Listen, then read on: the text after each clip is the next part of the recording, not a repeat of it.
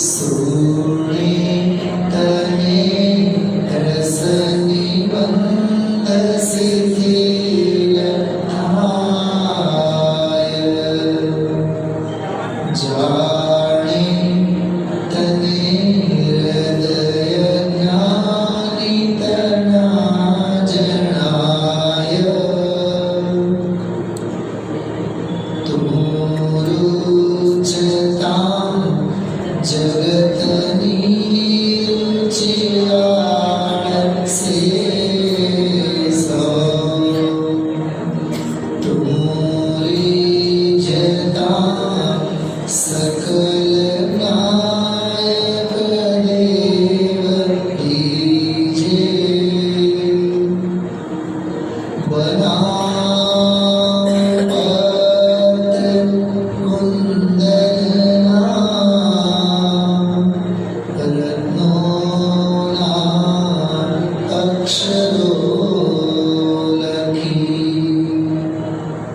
तथापि कुन्द सूत्रो अंकाये मूल्यनाकरी तथापि कहान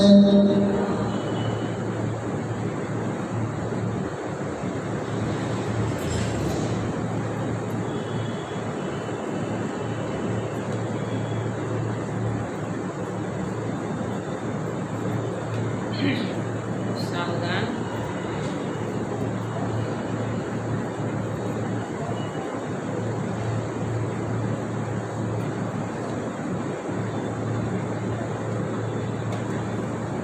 नमो अरहन्ताणं नमो सीताणं नमो आयर्याणं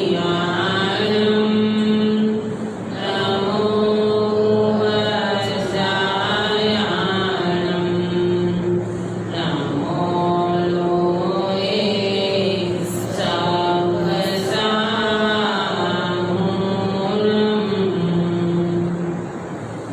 त्यागरे गुणगान प्रभुवर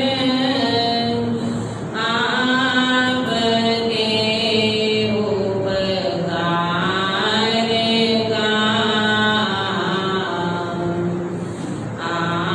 आपने निज निधि मेरी नमन करते आपका आप में प्रभु आप से ही आप से श्रद्धा जगे दूर होवे भाव विकृत परिणति निज मेरा में दूर होवे भाव विकृत परिणति निज मेरा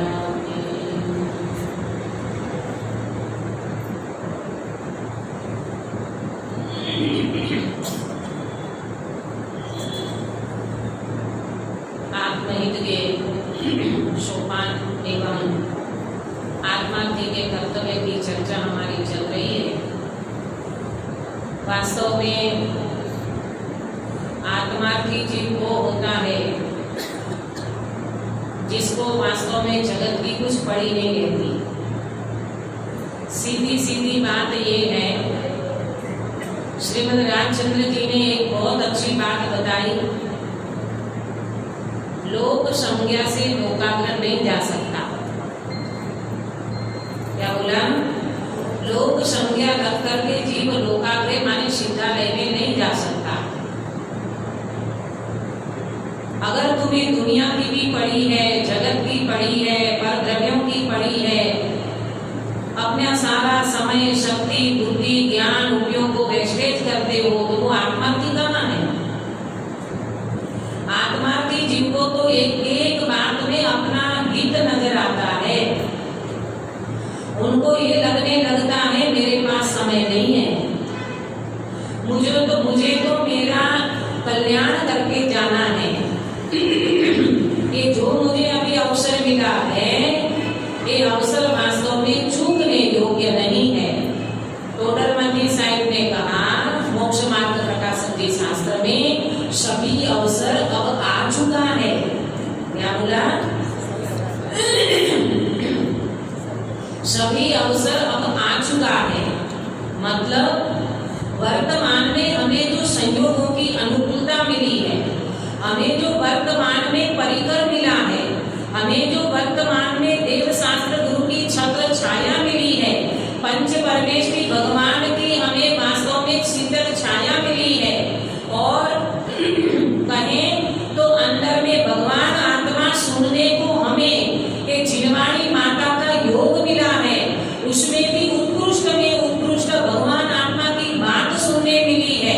बताओ इनसे ज्यादा अपना पुण्य क्या होगा?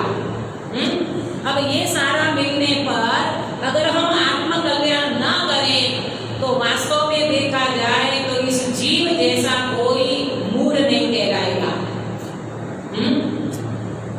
बहुत विचार करो प्रभु, बहुत विचार करो। ये पर्याय यूं चली जाएगी, ये समय को जाने में देर नहीं लगेगा।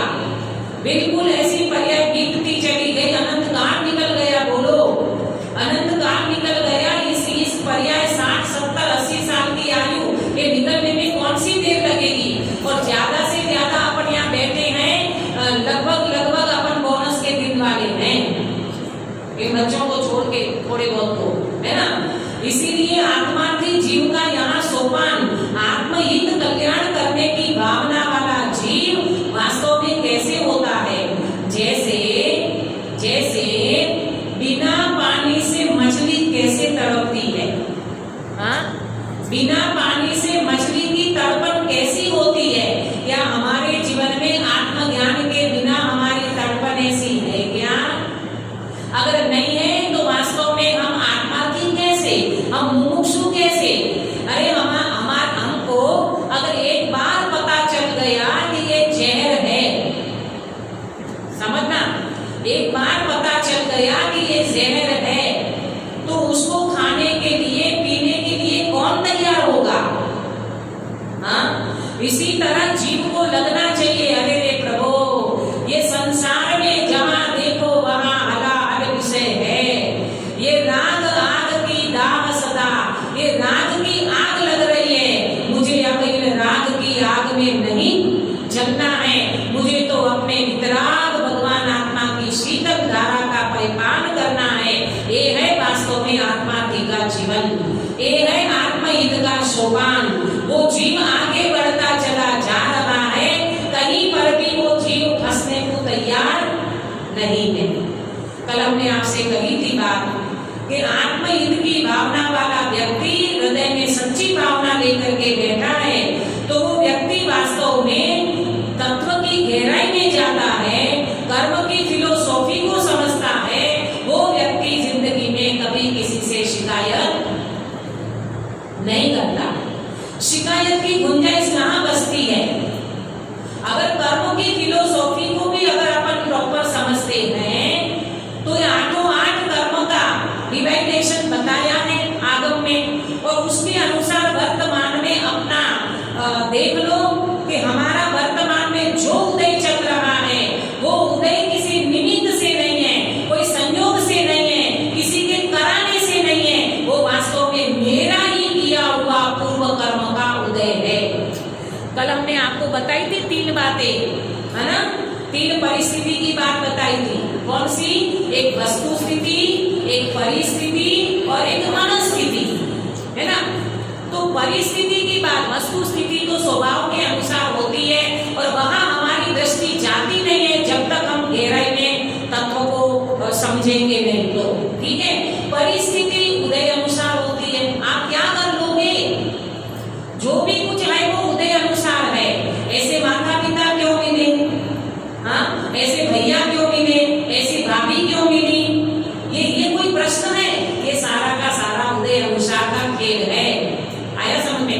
ऐसा शरीर क्यों मिला, ऐसा शरीर क्यों मिला, ये सारा का सारा पूर्व कर्म के उदय अनुसार होने वाली व्यवस्था है।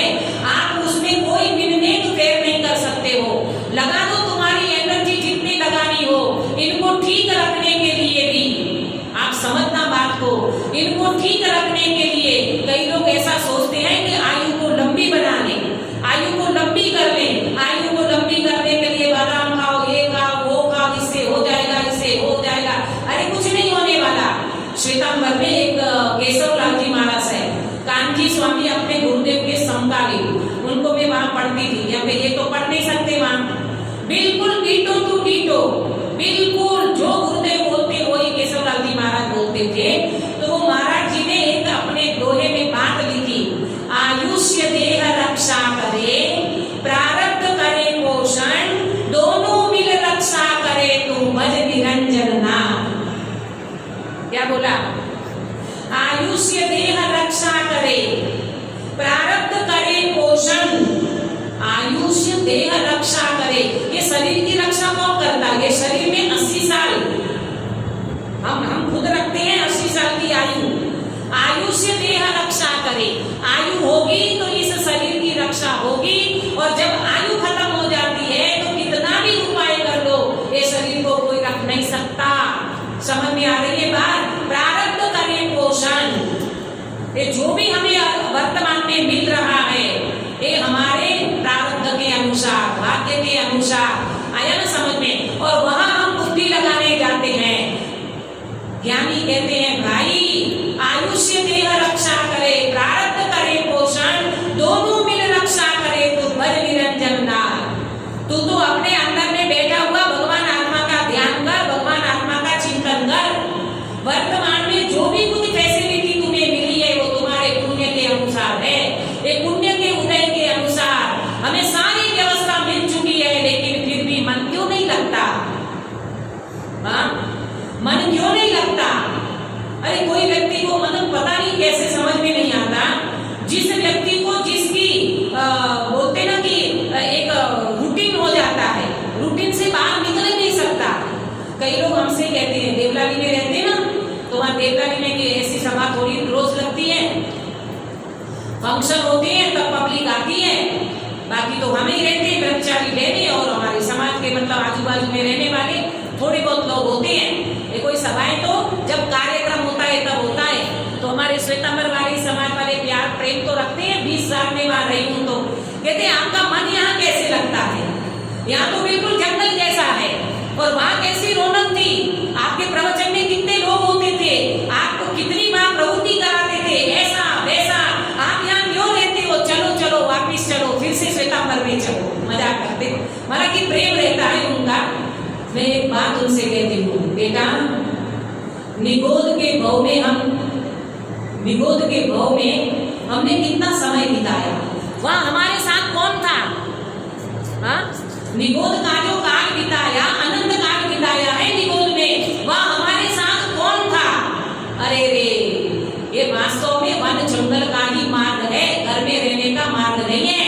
ये घर गृहस्थी का मार्ग नहीं है, घर में रहने का मार्ग नहीं है।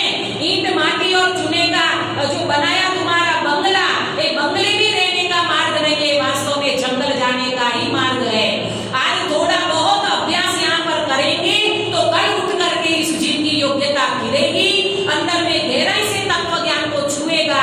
भविष्य में एक न एक दिन निर्ग्रंथ मुनि दीक्षा आए बिना नहीं रहेगी।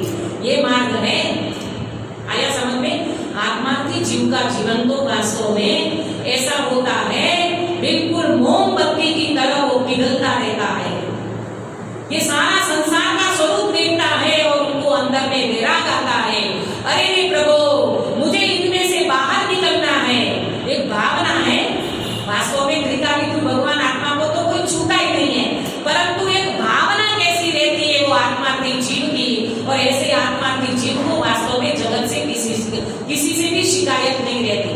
कर्म के उदय की फिलोसॉफी को समझने वाला व्यक्ति किससे शिकायत करेगा? किसी से शिकायत नहीं करता।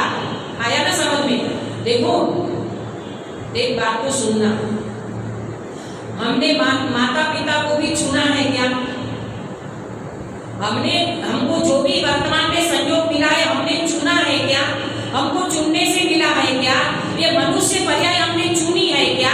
अरे नरक में अनंत काल बिताया तो हमने चुन करके गए थे क्या? निगोद में अनंत काल बिताया हमारी पसंद से गए थे क्या? नहीं ना। ये सारे के सारे उदय का खेल है। फिर हम क्यों भूल जाते हैं? अरे ये उदय का खेल है। परिस्थिति उदय अनुसार जो भी बनेगी मैं मेरे त्रिकालिक भगवान आत्मा का श्रद्धा नहीं छोड़ूंगा। और ये मुझे अभी अवसर मिला है तत्व ज्ञान का, एक तत्व ज्ञान में ऐसा पक्का करके जाऊंगा कि दोबारा मुझे ये तत्व ज्ञान के बारे में माने आत्मा की अनुभूति करके दे छूटे, ऐसी भावना वाला व्यक्ति ही आत्मार्थी होता है। बात समझ में आ रही है? तो आत्मार्थी जीव को वास्तव में किसी से शिकायत नहीं रहती। उदय को समझता है, परिस्थिति को समझता है, कहीं पर भी माथा नहीं मारता। जो भी कुछ हो रहा है ठीक ही हो रहा है, मुझे वास्तव में इसमें उलझना नहीं है। और आज हमारी एनर्जी उसमें उलझ जाती है, उलझ जाते हैं हम उसमें। ऐसा क्यों हुआ? ऐसा नहीं होना चाहिए, ऐसा होना चाहिए। अरे ये इतनी सारी बुद्धि वहां क्यों लगाते हैं? अरे मेरी आत्मा का कल्याण नहीं होगा तो मेरा क्या होगा? इसके लिए जीव अगर विचार करे तो वास्तव में ये व्यक्ति आगे कदम बढ़ सकता है। आज मुझे चर्चा करना है, आत्मा की जीव जो तत्व में आगे बढ़ता है तो उनका पहला प्रोसेस शुरू होता है तत्व विचार। कल मैंने आपको कहा था तत्व विचार से उनकी शुरुआत होती है। देखो आप बुरा नहीं मानना, अपन यहाँ बैठ कर के विद्वानों को सुन लेते हैं, हमारी जैसी बहनें आती है उनको भी सुन लेते हो। आप अपना निजी अभ्यास कितना करते हो इसके ऊपर थोड़ा फोकस करना। देखो ऐसा है कि कोई व्यक्ति हमको सुना करके चला जाए और कोई व्यक्ति हमको सुना भी दे, ये तो जब तक पुण्य का उदय है तब तक है ये वाणी का संयोग। ये मार्ग ऐसा नहीं है, ये मार्ग वास्तव में स्वाधीन और स्वतंत्रता का मार्ग है। मैं हमेशा ये बात कहा करती हूँ, सामूहिक में जब अपन चर्चा करते हैं अथवा तो समागम सत्संग करते हैं, उससे होता है हमारी ज्ञान की क्लियरिटी, है ना। हमारी कोई अंदर में शंकाएं वगैरह रहती है तो उसका समाधान होता है। लेकिन जब आप निजी स्वाध्याय करोगे, आप जब अपना शास्त्र जी लेकर के बैठोगे और अपना पर्सनल जो स्वाध्याय करोगे, उसमें जो रस परिपाक होता है, उसमें जो अपने ज्ञान की विशुद्धि बढ़ती है, उसमें जो अपना ज्ञान निर्मल होता है, आप एक बार प्रैक्टिकल करके देखना। क्यों? विद्वान और विदुषी बहनें जो भी सुनाते हो तो फ्लो में चले जाते हैं। आप पर्सनल अकेले स्वाध्याय करोगे, गाथा पढ़ोगे, उसके ऊपर विचार करोगे, रुकोगे, चिंतन करोगे, मनन करोगे, सब कुछ होगा। लेकिन कब? जब पर्सनल स्वाध्याय करोगे तब। मैं ये मना नहीं करती हूँ जिनवाणी सुनने का। विद्वान आते हैं, विदुषी बहनें आती है, खूब सुनो, खूब स्वाध्याय में बैठो, परंतु अपना पर्सनल स्वाध्याय करने के लिए समय निकालो, जिससे वास्तव में तत्व विचार चलेगा। आज हमारी एक शिकायत रहती है, दीदी सुनते तो बहुत है लेकिन विचार नहीं चलता। बोलो होता है कि नहीं? हमें विचार नहीं चलता। बड़े पंडित साहब कहते थे, आदरणीय बड़े पंडित साहब, विपरीत विचार छूटे बिना तत्व विचार नहीं होगा। क्या बोला? विपरीत विचार छूटे बिना तत्व विचार नहीं होगा। आपको तत्व विचार क्यों नहीं हो रहा है? हमें तत्व विचार की गहराई में क्यों नहीं जाते? हमारे विपरीत विचार छूटते नहीं है। उनका क्या होगा, उनका क्या होगा, कल रामू आएगा कि नहीं, श्यामू आएगा कि नहीं, बाई आएगी कि नहीं, फलाना होगा कि नहीं, ठिकाना। अरे इतनी दुनिया भर की माथापच्ची क्यों करते हो? जो होना है सो निश्चित है, केवल ज्ञानी ने गाया है। जो होना है वो निश्चित है, बाई आएगी कि नहीं आएगी तो उसमें क्यों माथा? अरे यहाँ लगाओ ना उपयोग, अरे बाई नहीं आएगी तो हम बाई बन जाएंगे।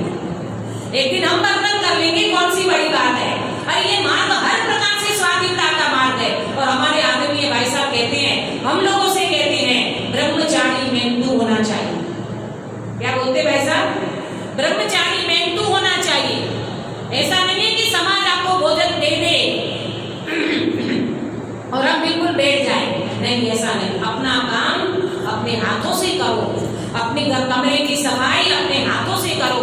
हालांकि मेरा वो विषय नहीं है, अभी चरणामृत का विषय होता तो इसमें मैं बताती, महिला की शिविरों में मैं बताती हूँ कि वास्तव में आज जो भी कुछ आपके यहाँ तो फिर भी बहुत अच्छा माहौल है शुद्ध भोजन वगैरह का। हमारे गुजरात के माहौल में आप जाओ, मैं तो कई बार कहती हूँ और लोग सुनते हैं प्रेम से, है ना। मैं कई बार कहती हूँ आज एक ब्रह्मचारी व्यक्ति को भी, त्यागी व्यक्ति को भी आप शुद्ध भोजन क्यों नहीं करा सकते? वो इसीलिए नहीं करा सकते हैं हमारे घरों में शुद्धता नहीं रही। हाँ, हमारे घरों में शुद्धता नहीं रही और हमारे जैसा जीव कहीं पहुंच जाए, सामान्य एक ब्रह्मचारी व्यक्ति कहीं पहुंच जाए, कहीं से तो तेल मंगाया, नन्हे भैया का गुड़ आया, वहां से शक्कर आई, वहां से घी आया, वहां से ये आया, आओ दीदी करो भोजन। अरे बाप, अपने घर में इतनी भी शुद्धता हम नहीं रखते। कहने का मतलब ये है, अरे अगर हम आत्मा के जीव हैं तो हमारा चारों अनुयोग प्रॉपर होना चाहिए और चारों अनुयोग का तात्पर्य वीतरागिता है। आया ना समझ में? ये मोक्ष मार्ग की नैमित्तिक क्रियाओं को उड़ा नहीं सकते अपन। आया समझ में? अगर मोक्ष मार्ग की नैमित्तिक क्रियाओं को उड़ाओगे तो मुनि दशा में क्या होगा? 28 गुणों का निरतिचार पालन मुनिराज क्यों करते हैं? सुनना, श्रावक जी उनको आहार देते हैं शोधन करके, फिर मुनिराज जब कुंजली में लेते हैं, अपनी अंजुली बनाते ना, तो वहां शोधन क्यों करते हैं? ले लो ना। नहीं, मुनिराज का भी महाव्रतों का पालन निरतिचार करते हैं। बात समझ में आ रही है? हर प्रकार से अपने को समझना चाहिए पहलुओं को। बात ये चल रही है आत्मा की जीव जो है आत्महित करना चाहता है, वो व्यक्ति पहले तत्व विचार में आगे बढ़े और तत्व विचार जब तब चलेगा, आप पर्सनल आपका स्वाध्याय करोगे, हाँ, और तब आपकी जो तत्व के अंदर में विचारधारा चलेगी और वो विचारधारा ऐसी चलेगी। श्रीमद् रामचंद्र जी ने कहा है, मैं कौन हूँ, आया कहाँ से और मेरा रूप क्या। लेकिन ये विचार कब होगा? जब तत्व विचार में आप गहराई से जाओगे तो आपको ये लगेगा कि वास्तव में ये शरीर से भिन्न ये भगवान आत्मा में हूँ। तो ये तत्व विचार में आपको ये लगेगा मैं कौन हूँ? मैं माने वासंती दीदी नहीं, मैं माने भगवान आत्मा। अब जब मैं भगवान आत्मा हूँ, जब मैं भगवान आत्मा हूँ, तो फिर ये उदय धारा में, ये उदय धारा जो चल रही है, कर्म के उदय के निमित्त से जो भी कुछ चल रहा है, उस पे भी आपको भरोसा आ जाएगा। ठीक है, जैसा भी है, जो भी है, मुझे उसमें कुछ भी परिवर्तन करने का भाव नहीं आता, क्योंकि मैं तत्व विचार में गहराई से जितना जाता हूँ, उतना उतना मुझे अंदर में सॉल्यूशन, समाधान मिल रहा है। क्या क्या समाधान मिलता है? तत्व विचार करने वाले व्यक्ति को ये समाधान मिलता है कि 6 द्रव्यों का परिणमन इतना स्वतंत्र चल रहा है और ये 6 द्रव्यों के परिणमन की स्वतंत्रता को समझ करके अपना कर्तव्य बुद्धि छूटती है। नहीं तो देखो कितना कर्तव्य पड़ा रहता है, इनको ऐसा करो, ये ऐसा ना करे, वो ऐसा करे, इनको ऐसा करना चाहिए, ऐसा नहीं करना चाहिए। ये अपना कर्तव्य तो अपने को दुखी करता है। आत्महित करने वाला साधक इस प्रकार के झमेले में नहीं फंसता, उनको बिल्कुल स्वतंत्रता नजर में आती है। जगत का परिणमन बिल्कुल स्वतंत्र है और यहाँ का परिणमन भी बिल्कुल स्वतंत्र है। बात समझ में आ रही है? तो अब उस साधक जिनकी जो विचारधारा चलती है, वो विचारधारा गहरी होती चली जाती है। ये स्वाध्याय के माध्यम से गहरी होती चली जाती है। तत्व विचार करने वाला व्यक्ति जब गहराई में जाता है, वो तत्व विचार आगे जाकर के चिंतन में बदलता है, आगे जाकर के मंथन करता है। देखना उनकी गहराई बढ़ती चली जाती है। तभी तो कहा आत्मचिंतन का ये समय आया, पाके नर तन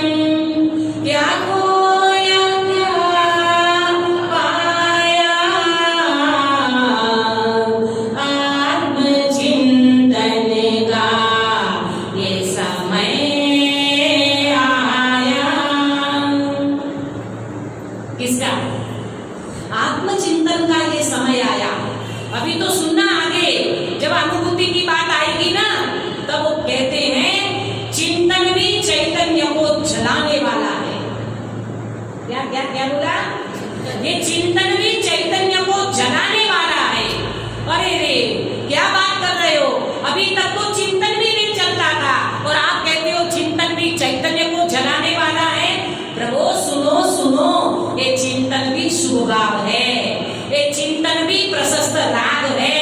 और राग आपने सुना होगा, आग जो होती है ना, क्या बोलते हैं, चंदन की लकड़ी की आग, हाँ, और गोबर की लकड़ी की आग, दोनों क्या है? दोनों क्या है? आग है ना। तो चंदन की लकड़ी की आग तो शीतलता देगी ना, आग डालोगे तो। अरे प्रभु, चंदन की लकड़ी की आग हो, भले वो चंदन की लकड़ी शीतल है, परंतु आग तो। इसी तरह प्रशस्त राग भी व्यक्ति को जलाता है। अंदर में भगवान आत्मा की अनुभूति करने वाले व्यक्ति का ये विचार भी छूटता है, चिंतन भी छूटता है, मंथन भी छूटता है, और आगे जाकर के जब तक तो निर्णय हो जाता है, फिर वो निर्णय में, सुबह पंडित जी बता रहे थे ना कि वो टोडरमल की साइड में निर्णय के ऊपर जोर दिया है। वो इसीलिए दिया है कि हम वास्तव में स्वाध्याय करके अपना निर्णय नहीं कर पाते, इसलिए ढुलपुल हो जाते हैं। देखो सुनो ध्यान से, स्वाध्याय में पक्का जो व्यक्ति होता है ना, प्रॉपर जो व्यक्ति का स्वाध्याय होता है, वो व्यक्ति विद्वान आकर के मतलब जो भी बात बोलते हैं वो अपेक्षा को समझ लेता है। किस अपेक्षा से क्या बात चल रही है, किस अपेक्षा से क्या बात चल रही है, वो सारी की सारी बातें वो व्यक्ति समझ जाता है जिनका तत्व ज्ञान, जिनका स्वाध्याय बहुत गहराई से होता है। आया समझ में? नहीं तो फिर बिना बेटी के लोटे जैसा है, कभी यहाँ भी ढुड़क गए, कभी यहाँ ढुड़क गए, ऐसा नहीं होता। श्रद्धान तो एकदम मजबूत होना चाहिए, ऐसा श्रद्धान होना चाहिए। रेवती रानी को बोला 25वां तीर्थंकर पधारा, 25वां तीर्थंकर आए, अब तो तू चलेगी कि नहीं? रेवती रानी ने क्या कहा? हमारे जिन शासन में 25वें तीर्थंकर होते नहीं है, और अगर महावीर भगवान मेरे पधारे हो, मेरे रोंगटे खड़े हो जाएं। क्या श्रद्धान होता है प्रभु?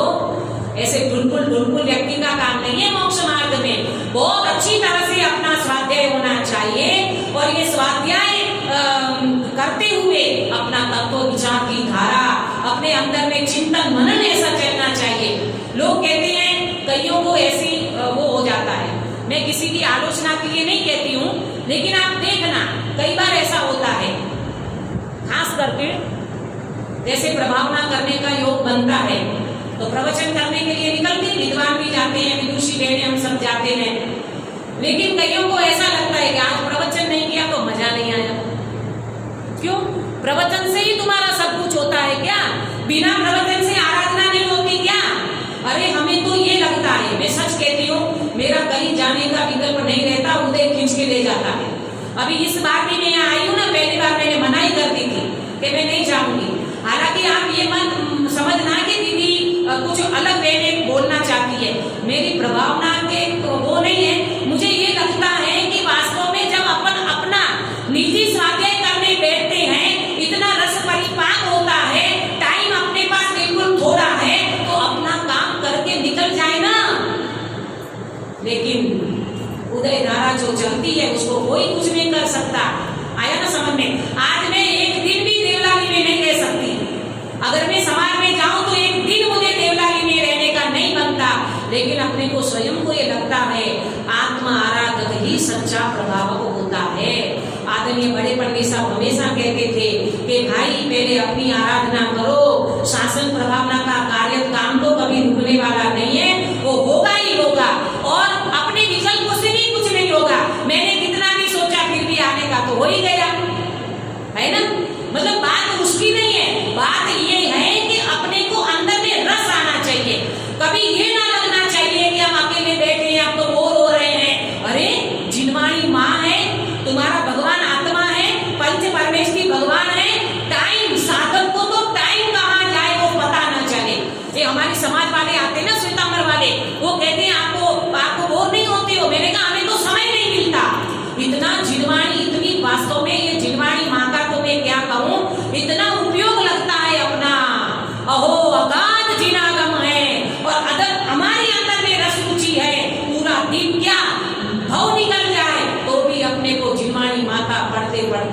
अकेलापन खत्म ना हो पाए। बोलो, बात समझ में आ रही है? प्रभु बहुत बहुत, मैं तो कहती हूँ सच में कोई ऐसा अपूर्व अवसर आया है अपने लिए कि वास्तव में अनंत भव में जो हमने काम नहीं किया, ये अपूर्व कार्य करने का मौका जो मिला है, ये बिल्कुल चूकने लायक नहीं है। तो ये जो विचार की धारा चलते चलते चिंतन और मनन चलता है। देखो एक बात को सुनना, विचार में रुकने को क्यों मना करी, चिंतन मनन को चैतन्य को जगाने वाला क्यों कहा, तो पहले विचार की बात को समझ लो। बात ऐसी है, विचार के बिना आत्मा नहीं मिलता और विचार से आत्मा नहीं मिलता। क्या बोला? विचार के बिना आत्मा नहीं मिलता और विचार से आत्मा नहीं मिलता। ये दो बात कैसे कर रहे हो आप? विचार के बिना आत्मा नहीं मिलता और विचार से आत्मा नहीं मिलता, मतलब बिना तत्व विचार से, सुनना ध्यान से, बिना तत्व विचार से वस्तु समझ में नहीं आएगी। विचार चलेगा और विचार से आत्मा अनुभव में नहीं आएगा, क्योंकि बनारसी दास जी ने कहा, वस्तु विचारति ध्यावते मन पावे विश्राम, रस स्वागत सुख उपजे अनुभव याको नाम। क्या बोला? वस्तु विचारत ध्यावते मन पावे विश्राम। मन के माध्यम से चलने वाला ये जो विचार था, आपको बताएं, भाव मन में विचार चलते हैं और द्रव्य मन उनमें निमित्त बनता है। हाँ? तो ये जो विचारधारा चलती है, अनुभूति के काल में विचार थम जाते हैं, विचार रुक जाते हैं, मन विश्राम को पा जाता है और ज्ञान आत्मा में अभेद होता है, तो अनुभूति हो जाती है। इतना बढ़िया प्रोसेस है अंदर का। एक बार बैठो तो आपको लगेगा कि वाह, मजा आ जाता है। ऐसा चिंतन, ऐसी विचारधारा, ऐसा मनन करने वाला व्यक्ति वास्तव में कभी डिप्रेशन में नहीं आ सकता, कभी टेंशन में नहीं आ सकता। ये जिन शासन और ये जिन धर्म, ये वास्तव में जिनवाणी माता, ये हमको ऐसा भगवान आत्मा दर्शा दिया कि वो भगवान आत्मा के अंदर में जाते हैं तो ऐसा लगता है, ओहो, मुझे तो इन बातों की खबर ही नहीं थी। कोई अपूर्व है, कोई अपूर्व है, ऐसा उन व्यक्ति को लगने लगता है। लेकिन वो व्यक्ति पहले ऐसा अंदर में तत्व विचार स्वाध्याय के माध्यम से आगे बढ़े। अब मुझे एक बात कहनी है कि ये तत्व विचार में आगे बढ़ने वाला, उनकी गहराई जब बढ़ती चली जाती है, अपने अभ्यास में जो प्रवीण हो जाता है, माहिर हो जाता है, फिर वो आत्मार्थी जीव को, सुनना ध्यान से, वो आत्मार्थी जीव को कहीं भय नहीं लगता। क्या बोला? वो आत्मार्थी जीव को कहीं भय नहीं लगता। आज जगत में सारे के सारे धंधे भय से चल रहे हैं। बताओ आपको जरा सा प्रैक्टिकल। बच्ची की तबीयत खराब हो गई, कोरोना के टाइम में तो वैसे भय भय भय भय में कितने तो बेचारे कोरोना से नहीं मरे हुए जितने भय से मर गए। क्यों पंडित जी, है ना? और आज भी वो अफवाहें फेंक रही है, आ ही रही है, फिर से कोरोना आ रहा है, फिर से कोरोना आ रहा है। हम घबरा जाते हैं। बच्चे की तबीयत ठीक नहीं थी और हमने डॉक्टर पास गए, पता नहीं बच्चे को अचानक क्या हो गया, और जैसे डॉक्टर के पास पहुंचे, डॉक्टर कहता है 10 मिनट अगर लेट हो जाते तो केस खत्म हो जाता। ओहो, डॉक्टर साहब क्या कह रहे हो, क्या कह रहे हो, लो पैसा लो पैसा लो पैसा, बचाओ मेरा बेटा, बचाओ मेरा बेटा। कैसा घबरा जाता है जी। वो बात याद नहीं आती, अब हम अमर भये ना मरेंगे। बेटा, तू भगवान आत्मा है, तू कभी मर नहीं सकता, तू वो चैतन्य सत्ता है, तेरे अंदर में वास्तव में कोई छू नहीं सकता, ऐसा अछूता पदार्थ है। ये बच्चों को संस्कार दो अभी से, ठीक है? वकील के पास गए, बहुत समय से केस फंस रहा था, और वो वकील ने कहा, जब तुम्हारा केस को उन्हें देखा और वकील कहता है, ओहो सेठ जी, इसमें तो 10 साल की सजा हो सकती है। क्या बोला? 10 साल की सजा हो सकती है। हम घबरा गए और कहते अब क्या करें? बोले कुछ नहीं करो, बैठो बैठो, इसका हम सोल्यूशन करेंगे। सब खाओ बैठे सब खाने वाले बैठे हैं, इतने में कोई बाबा आ गया, इतने में कोई बाबा आ गया, ज्योतिष के जानने वाले, ज्योतिष को जानने वाले, और उनको हमने हाथ बताया, हाथ दिखाया, और वो बाबा जी बोले तुम्हारे जीवन में बहुत बड़ी दुर्घटना घटने वाली है। ओ बाबा जी क्या कह रहे हो, क्या कह रहे हो, मैं क्या करूं, मैं क्या करूं? बाबा जी कहते हैं तुम्हारा शनि बहुत बेकार है, तुम्हारा मंगल ऐसा हो रहा है, तुम्हारा केतु ये कर रहा है, तुम्हारा गुरु भारी है, ये है वो है। कैसे डर जाते हैं हम, हाँ कैसे डर जाते हैं हम। यहाँ कह रहे हैं आत्मा जी को भय नहीं होता। क्या बोला? आत्मा जी को भय नहीं होता। एक आत्मा की राहु शनि ग्रह किसी में पढ़ते नहीं है। हमारे यहाँ 9 देवता है ना, ये ग्रहों की क्या पड़ी हमें? 9 देवता की पूजन करते हैं अपन, ये 9 देवता है हमारे। हमको कोई ग्रह नहीं नड़ता, हमको कोई शनि नहीं नड़ता, कोई राहु नहीं नड़ता, हमको नड़ता है हमारी अज्ञानता। क्या बेटा? कौन नड़ता है हमको? हमारी अज्ञानता नड़ती है प्रभु। ये अज्ञानता के कारण हम दुखी हो रहे हैं। इसीलिए आत्मार्थी जीव को किसी से भय नहीं लगता, और ज्ञानी जीव सात भय, आत्मज्ञान होते ही सात भय चले जाते हैं। जैसे तो अनंता को बंदी गई तो अनंत भय चला गया। बात समझ में आ रही है? उनको किसी का भय नहीं लगता, और जब उनको किसी का भय नहीं लगता फिर वो व्यक्ति क्यों डरेंगे? न कर्मों से डर लगता है, न संयोगों का डर लगता है। अरे यहाँ से मर करके किसी ने कहा तुम नरक चले जाओगे, हम तैयार हैं। लेकिन उन व्यक्ति को अंदर में लगता है नरक जैसा मैंने कार्य तो नहीं किया है, कोई बोल देने से क्या होने वाला है। आपने सुना होगा श्रेणिक महाराजा का, श्रेणिक महाराजा को जब ये कहा गया श्रेणिक जी आपका तो नरक का बंद हो गया है, श्रेणिक महाराजा डरे? श्रेणिक महाराजा को भय लगा? बिल्कुल नहीं। श्रेणिक महाराजा कहते हैं सुनो ध्यान से, आज नरक में श्रेणिक महाराजा है तो सही, संयोग से तो नरक के क्षेत्र में है, परंतु श्रेणिक महाराजा की बुलंद आवाज आती है जगत में मेरे जैसा कोई सुखी नहीं है। किसके बल से? किसके बल से? चैतन्य भगवान आत्मा के बल से। प्रभु ये बहुत दमदार है अंदर में चैतन्य भगवान। हम जरा जरा सी बातों में डर जाएं, जरा जरा सी किसी की बातों में आ जाएं, कभी नहीं आना, किसी से डरना नहीं। ग्रहित मिथ्यात्व तो कहीं न कहीं होता ही नहीं है हमारे जीवन में। गुरुदेव श्री ने मेहनत करी है अग्रहित मिथ्यात्व को टालने, खुद ग्रहित मिथ्या सोचे छूटे, अग्रहित मिथ्यात्व को टालने के लिए पूरे जैन समाज, मुमुक्षु समाज में 45 साल तक जिन्होंने डंके की चोट एक कारण परमात्मा की बात बताई, वो बहुत दमदार है अपना भगवान आत्मा। प्रभु ये जरा मरासी बातों में डर न जाए। और दूसरी बात, उदय की जब बात आई ना, जरा जरा किसी का उदय को देख करके अपन किसी को ये ना करें। एक बात को समझना, बड़े पंडित साहब की बात है, बहुत उनके तो अमूल्य वचन है। प्रभु किसी का उदय देख करके, किसी व्यक्ति का उदय को देख करके करुणा करो, और अपने पाप का उदय देख करके भेद विज्ञान करो। क्या बोला? किसी व्यक्ति का अगर पाप का उदय चल रहा हो उनकी करुणा करो।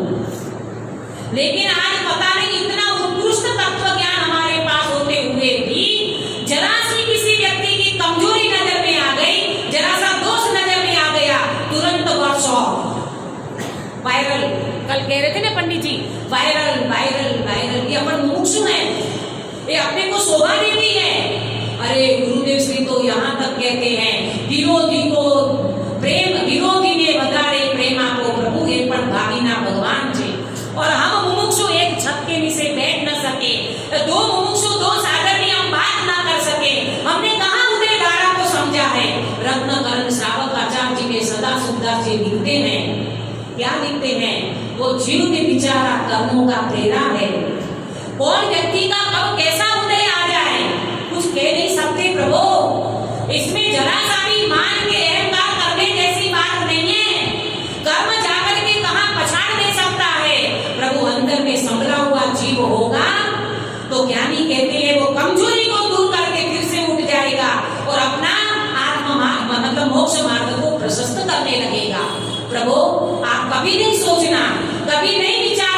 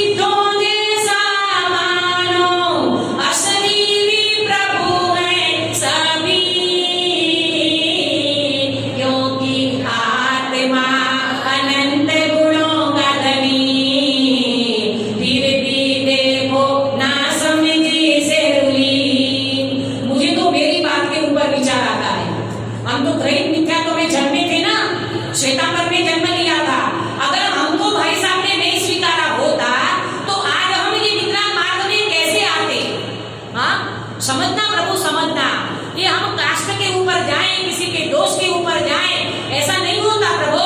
हर कोई व्यक्ति गले लगाना चाहिए, हमें गले लगाने आना चाहिए। अरे पूरा विश्व हमारे अंदर में समा जाए तब समझना हमने कर्म फिलोसॉफी को समझा और हमने वास्तव में आत्मा की बना हमारे जीवन में जगाया है। भाई साहब हमेशा एक बात हमें कहते हैं, आत्म मैत्री के बिना विश्व मैत्री का जन्म नहीं होता। क्या क्या बोला? आत्म मैत्री के बिना विश्व मैत्री का जन्म नहीं होता।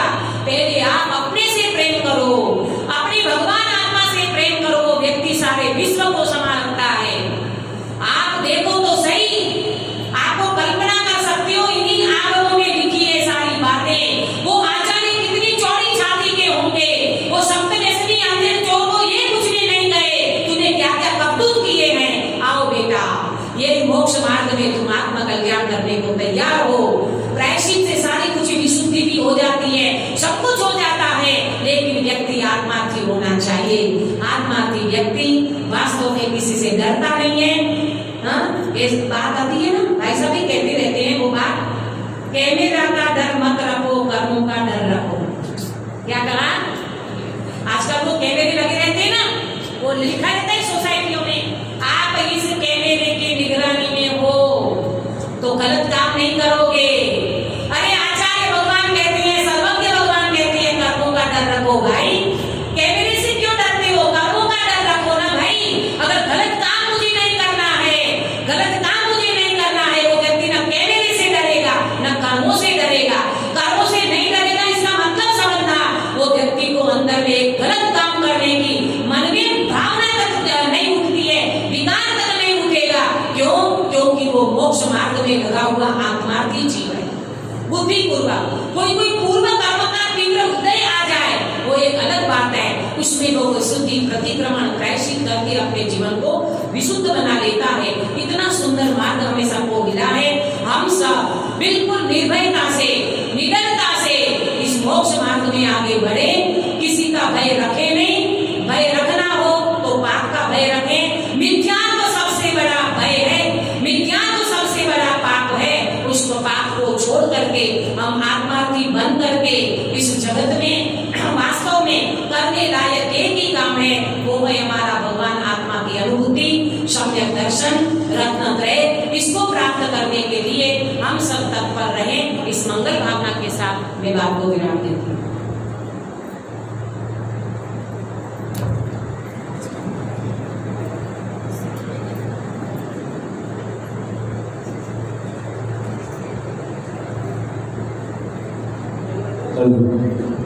आत्मार्थी के लक्षण कैसे होते हैं और आत्मार्थी के लक्षण प्रकट होने पर